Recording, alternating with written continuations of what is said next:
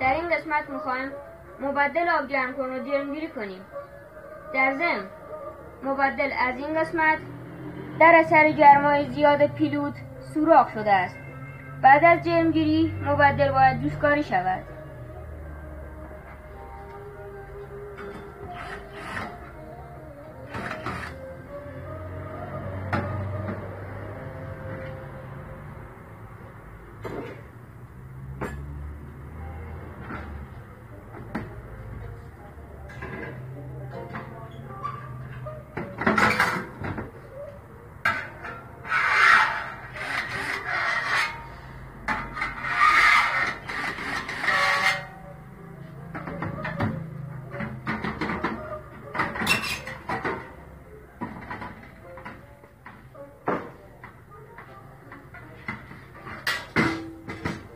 مبدل آماده جرمگیری و جوشکاری است.